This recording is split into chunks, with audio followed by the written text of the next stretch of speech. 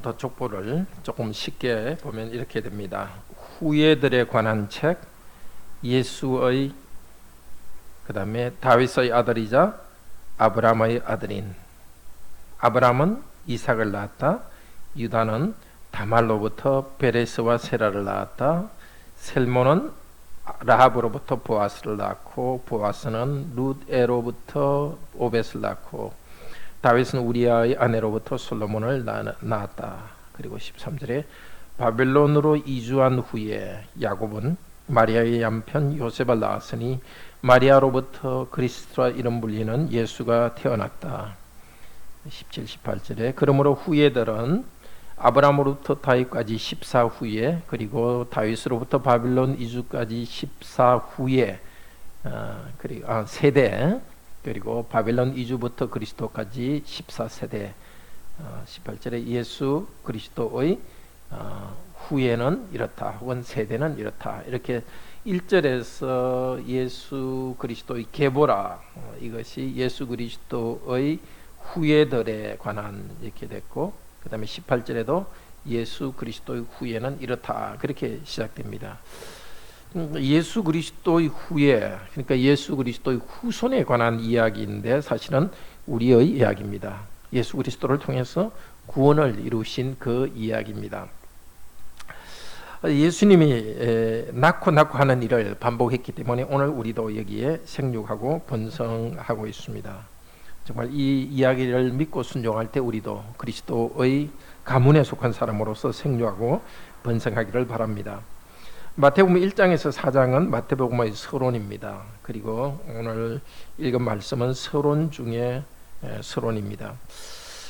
예수님에 관한 이야기는 마태복음을 쓸 때 잘 알려진 이야기입니다. 그렇지만 사람들은 예수님이 누구인지 몰랐습니다.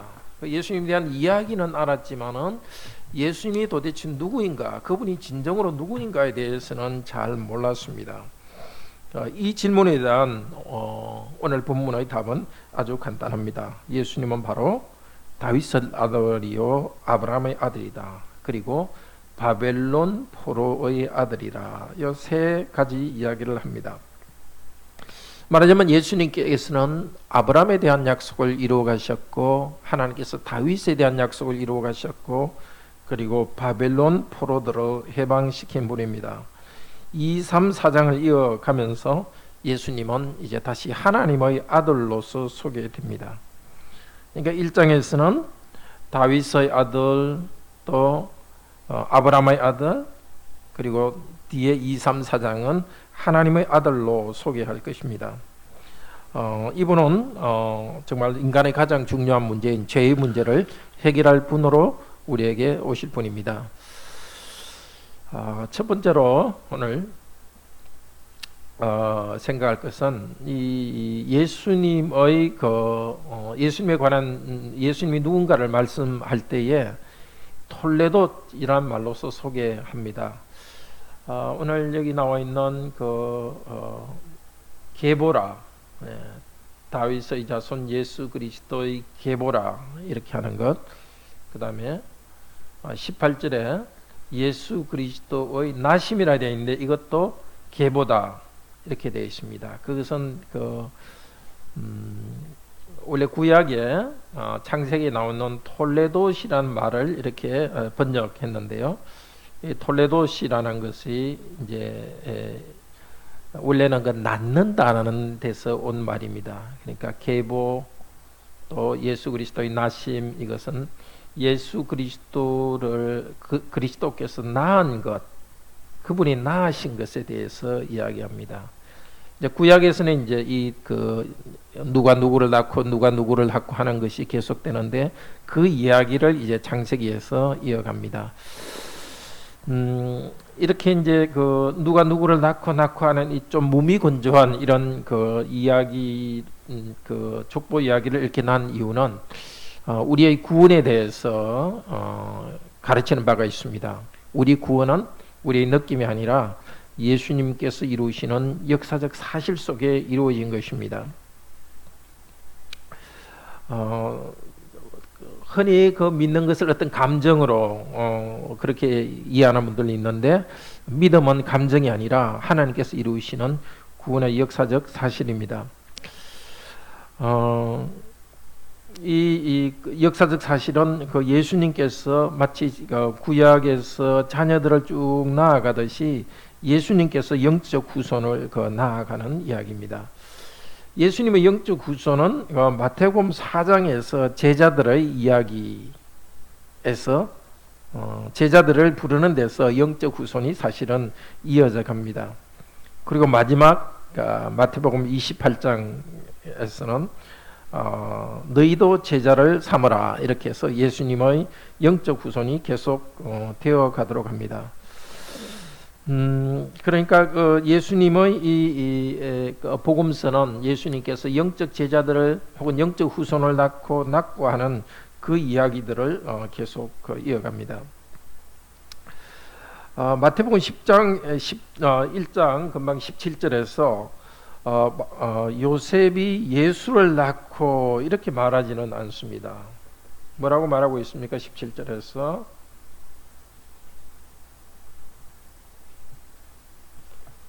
요셉이 예수를 낳고 그렇게 말하지 않고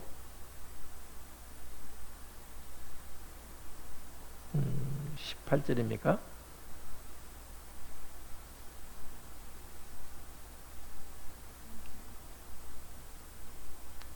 그렇게 말하지 않고 예수님은 마리아를 통해서 태어났다 이렇게 말하고 있습니다. 몇 절이죠? 16절? 예. 16절에서 요셉이 마리아를 예수님을 낳았다 하지 않고 마리아를 통해서 예수가 태어났다 이렇게 해서 아주 정확하게 요셉이 예수님을 낳지 않고 결국 성령께서 마리아를 통해서 그리스도를 낳았다고 말합니다. 그러니까 하나님께서 성령님을 통해서 그리스도를 태어나게 하셨고, 이제 뒤로 나가면은 그 예수님은 누구인가 할 때 하나님의 아들이라고 부르십니다. 2장 16절에는 내가 이집트에서 내 아들을 불렀다. 15절? 네, 15절입니다. 그래서 하나님께서 예수님을 이제 하나님의 아들이라고 소개합니다. 3장 17절에서 예수님께서 세례 받으실 때 이는 내 사랑하는 아들이요 라고 불러주십니다. 또 사단은 4장에서 예수님을 시험할 때 네가 만약 하나님의 아들이여든 이렇게 유혹합니다. 그러니까 예수님에 대한 이야기가 시작할 때는 아브라함의 아들이요 다윗의 아들이요 이렇게 시작했는데 뒤로 흘러가면서 이분은 바로 하나님의 아들이라고 말합니다. 누가복음은 그 3장 38절에서 예수님의 족보를 씁니다. 거기서는 누구의 아버지, 요셉의 아버지는 누구 조상을 쭉 예수님의 조상을 소개해서 올라가다가 아담 이렇게 하고 그 다음에 아담의 아버지 하나님 이렇게 말합니다. 그래서 누가복음에서도 누가복음은 야곱 요셉의 아들로 태어난 예수님은 쭉 올라가면 아담의 아들이요 쭉 올라가면 하나님의 아들로 그렇게 말합니다. 자, 그러니까 족보 이야기 마태복음의 족보와 누가복음의 족보는 사람의 족보로 내려오신 이 예수님은 하나님의 아들이라는 것으로 이제 연결합니다. 오늘 우리는 예수님 하나님 아들이 사람이 되었듯이 사람들의 모임으로 이렇게 모여 있습니다. 예수님도 연약한 사람의 모습으로 왔습니다. 그렇지만 그분은 하나님의 아들로서 사람이 되었습니다. 오늘 여기 사람들이 모인 우리들의 모임도 사람들의 모임이지만은 우리 주 예수 그리스도를 부르는 우리들은 그리스도의 영광이 우리 가운데 있습니다. 연약한 모습으로 나왔지만 부활하고 성천하여서 하늘 영광 중에 있는 그리스도를 우리는 경배하도록 합시다. 사람으로 오신 예수님을 하나님으로 바로 합시다. 그리고 오늘 우리들의 모임, 성도들의 모임도 사람들이 모임이지만 그리스도 안에서 우리가 하나님의 영광이 있는 모임이라는 것을 기억합시다. 두 번째로 예수님은 아브라함에게 주신 번성의 복을 이어갑니다. 바로 1절에서 아브라함의 아들인 예수 이렇게 할 때 아브라함에게 주신 약속을 이어갑니다. 창세기 12장 1절에서 3절 하나님께서 아브라함에게 이렇게 복을 약속하셨습니다. 우리 아마 이번 주일에 가정기도 할 내용이죠.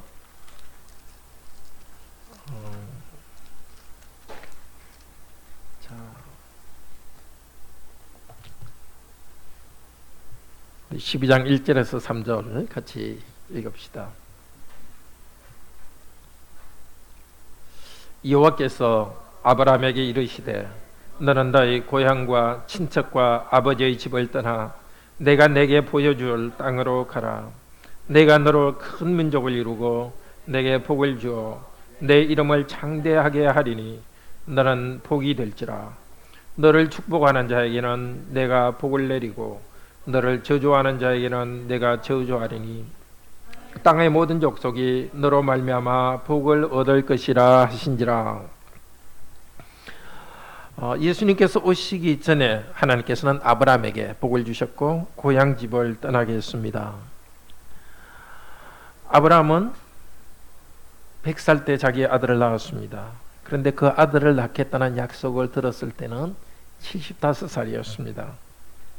아브라함은 하나님께서 자녀는 약속했지만 그 자녀를 언제 주실지 계속해서 기다렸습니다. 그렇지만 시간이 지나가면서 아브라함은 의심할 때도 있었습니다. 기다리고 지쳤을 때 그때 하나님께서는 아브라함에게 아들을 주셨습니다. 아브라함의 손자는 12명이나 되었습니다. 그들이 번성하여서 약속대로 400년이 지난 다음에 남자만 60만 명이 되었습니다. 그런데 이 아브라함의 자손, 이 번성한 아브라함의 자손들은 하나님께 다 순종한 것은 아닙니다. 다시 우리 마태복음으로 갑시다. 마태복음 3장 8절에서 10절에서는 아브라함의 자손인 이스라엘 백성들에게 세례 요한은 이렇게 책망합니다. 마태복음 3장 8절에 10절 그러므로 회개에 합당한 열매를 맺고 속으로 아브라함이 우리 조상이라 생각하지 말라. 내가 너에게 이르노니 하나님이 능히 이 돌들로도 아브라함의 자손이 되게 하시리라. 아브라함의 자손인데도 정말 하나님의 백성으로서 산 것이 아니라 죄를 짓고 회개하지를 않았습니다. 바른 예배를 드리지 않고 거짓 되게 그들은 살았습니다. 죄를 지은 아브라함의 후손들, 그 후손들을 바르게 사람을 만들게 하기 위해서 하나님께서는 그 후손을 바벨론 포로로 끌려가게 했습니다. 그래서 세례 요한도 그들에게 말합니다. 나는 아브라함의 후손이라. 그렇게 자랑하고 있지 마라. 내가 거짓되고 잘못되어도 복 주실 것이라고 생각하지 말라고 합니다. 하나님은 그 아브라함의 후손들이 회개하기를 원하십니다. 회개라는 것은 생각이 새롭게 된다는 것입니다. 생각이 달라지고 목욕하고 새 사람이 되기를 원합니다. 아브라함의 자손으로서 예수 그리스도를 받는 복, 이 복을 우리가 누리기 위해서 우리도 매일 회개하면서 변화되기를 바랍니다. 현재 우리의 부족함을 볼 때마다 회개하고 나아가기를 바랍니다. 세 번째, 예수님께서는 다윗에게 주신 하나님의 구원의 약속을 이어갑니다. 사무엘하 7장 12절 13절에서 하나님께서는 다윗에게 이 복을 약속했습니다. 우리 사무엘하 7장 12절 13절 같이 봅시다.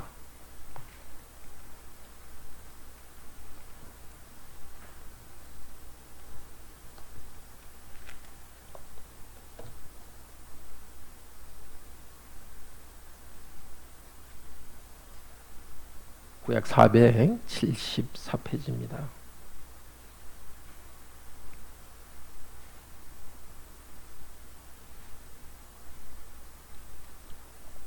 하나님께서 다윗과 언약을 세우시고 이 복을 약속했습니다.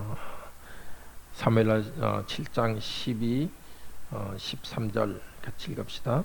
내 수완이 차서 내 조상들과 함께 누울 때에 내가 네 몸에서 날 내 씨를 내 뒤에 세워 그의 나라를 견고하게 하리라. 그는 내 이름을 위하여 집을 건축할 것이요 나는 그의 나라 왕위를 영원히 견고케 하리라. 자, 내 씨를 내 뒤에 세워 그의 나라를 견고하게 하리라. 내 왕위를 영원히 견고하게 하리라. 여기 다윗의 씨는 1차적으로는 솔로몬을 이야기하죠. 그렇지만 솔로몬의 나라는 영원하지 않았습니다. 하나님께서는 다윗에게 주신 그 나라를 영원히 세우겠다고 하셨습니다. 예수님이 오실 때 그때 다윗의 왕국은 다 망해 있었습니다. 그러나 다윗의 왕권을 회복시키기 위해서 예수께서 오셨습니다. 누가복음 1장 69절 73절 부분에는 이런 예수님의 오심에 대해서 이렇게 말합니다.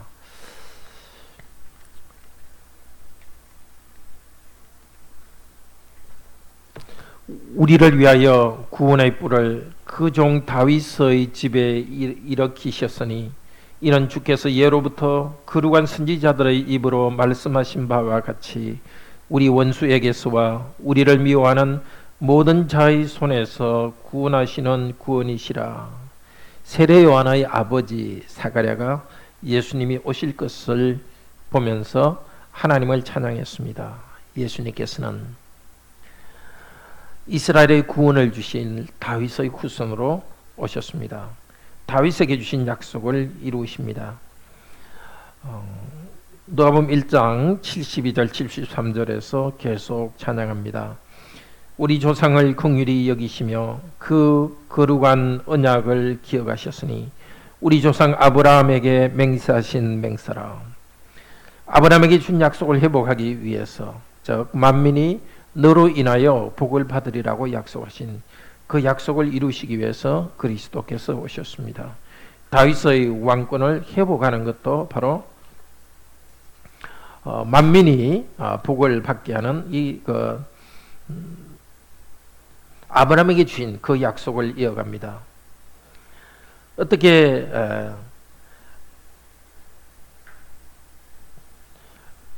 예수 그리스도께서는 이스라엘 백성 조상을 긍휼히 여기셨고 그 긍휼히 여기심을 어떻게 이루어 가십니까? 마태복음 9장 27절에서는 예수님은 백성을 긍휼히 여기셔서 즉 불쌍히 여기셔서 구원하시는 분입니다. 그분은 우리를 불쌍히 여기셔서 왕으로서 또 아브라함의 후손으로서 번성하게 하면서 구원하십니다. 마태복음 27장 36절에서 예수께서 달리신 십자가 위에는 유대인의 왕 예수라고 쓰여 있었습니다. 우리를 구원하시는 왕으로 오셨지만은 그러나 죄를 위해서 죽으시는 왕으로 오셨습니다.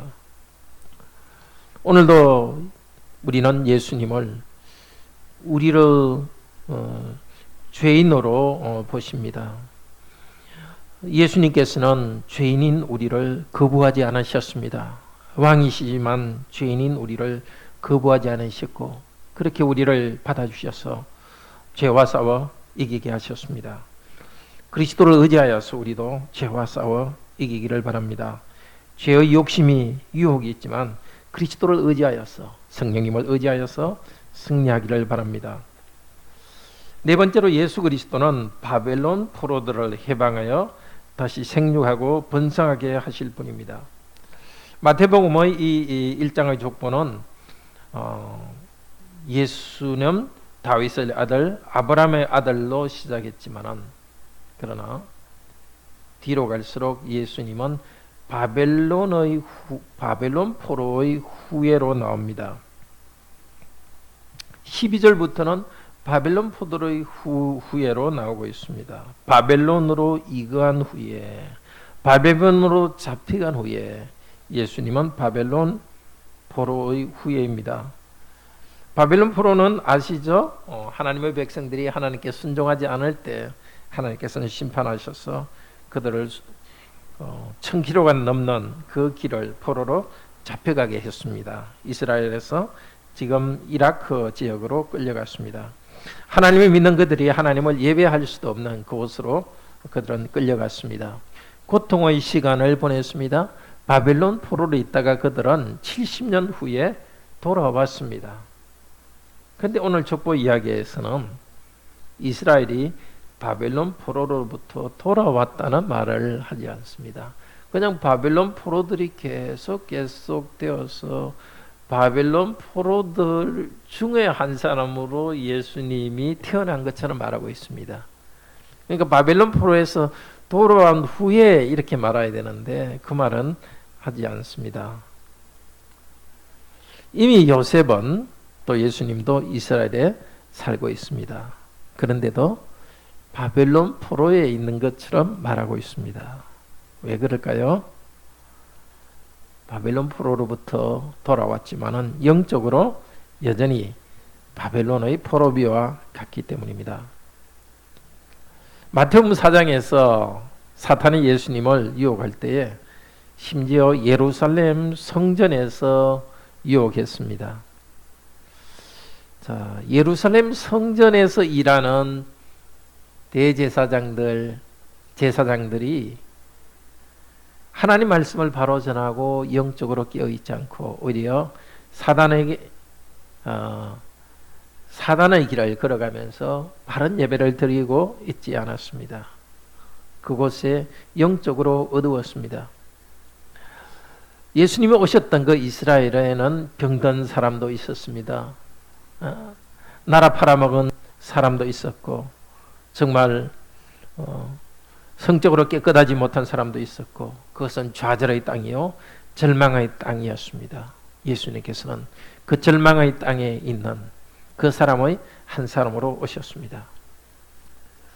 예수님께서는 병든 사람에게 오셔서 병든 사람 다 나으라고 그렇게 할 수 있었지만 그렇게 하지 않았습니다. 병을 고쳐줄 때도 그분께서 병든 부분을 만져주시면서 고통하시면서 병을 고쳐주었습니다. 예수님께서는 바벨론 포로의 후예와 같은 우리들을 찾아오셨습니다. 우리가 문제가 없기 때문이 아니라 문제가 있으니까 우리를 찾아왔습니다. 병든 우리를 찾아오셨습니다. 때로는 우울과 싸우는 우리를 찾아오셨습니다.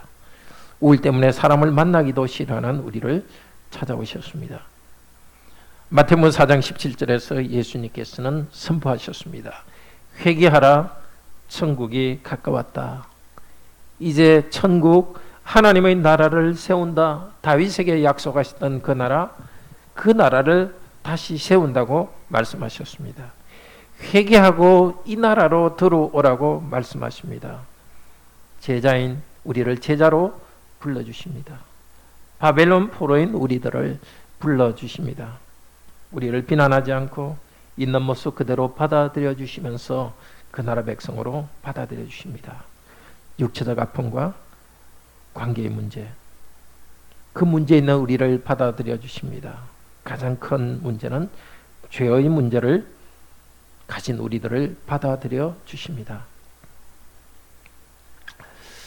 우리의 모든 병은 불행의 근원이 바로 죄의 문제 때문입니다.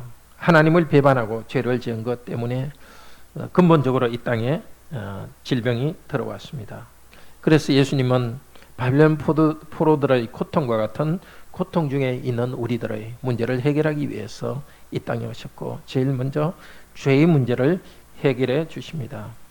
회개하라 천국이 가까웠느니라. 이 말씀을 듣고 회개하고 천국에 들어와 있는 우리들에게도 아직은 사단은 계속 우리를 공격하고 있습니다. 바벨론의 포로의 시대를 만들어 가려고 하고 있습니다.